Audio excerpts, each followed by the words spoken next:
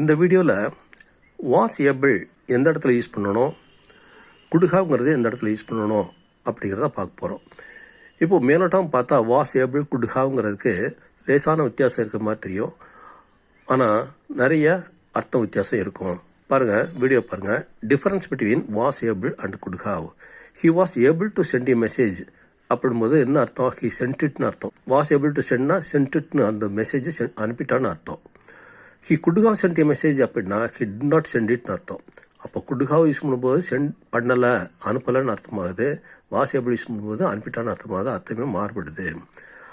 அல்லது we don't know whether he send it or not. இன்னொரு அர்த்தமும் குட் ஹாவ்ங்கிறது இன்னொரு அர்த்தமும் என்ன வரும்? அனுப்புனானா இல்லைன்னு தெரியல அப்படிங்கிற அர்த்தம் வரும். அல்லது அனுப்பலை அப்படிங்கிற அர்த்தமும் வரும். அடுத்தது பாருங்கள், difference between last and the last. The லாஸ்ட்டுங்கிறதுக்கும் லாஸ்ட்டுக்கும் என்ன வித்தியாசம்? தாங்கிற டெஃபினட் ஆர்டிகல் தான் வித்தியாசம். அதனுடைய அர்த்தமும் மாறிப்போகுது. பாருங்கள், I have been here since last week அப்படிங்கிறது எக்ஸாம்பிள் கொடுத்துருக்கு. அடுத்தது I have been here for the last week. இந்த ரெண்டுக்கு வித்தியாசம் என்ன? Last week in A means a point in time. இப்போ சின்ஸ் லாஸ்ட் வீக்னா ஒரு வாரத்துக்கு முன்னாலிருந்து இருக்கேன்னு அர்த்தம். The last week in B means the period of 7 days just completed. ஒரு வாரமாக இருந்தான், இப்போ இல்லை அப்படிங்கிற மாதிரி ஏறக்குறைய அர்த்தம் ஆகிடும். அடுத்த மூணாவது பாருங்கள், difference between A at 8 he was having breakfast and B he had breakfast at 8.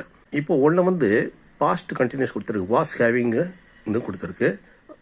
பியில் ஹேட் பிரேக்ஃபாஸ்ட்னு சிம்பிள் பாஸ்ட் டென்ஸ் கொடுத்துருக்கு. ரெண்டுக்கும் வித்தியாசம் என்ன? Not 8 he was having breakfast அப்படின்னா 8 மணிக்கு முன்னாலேருந்து சாப்பிட ஆரம்பிச்சுட்டு இருக்கான். 8 மணிக்கு அவன் சாப்பிட்டுட்டு இருக்கான். ஹி ஹேட் பிரேக்ஃபாஸ்ட் அட் 8னா 8 மணிக்கு தான் அவன் சாப்பிட ஆரம்பிக்கிறான்னு அர்த்தம் ஆகும். பாருங்கள், வீடியோ பாருங்கள். Sentence A implies that he was in the middle of breakfast at 8. That is, that he had started it before 8.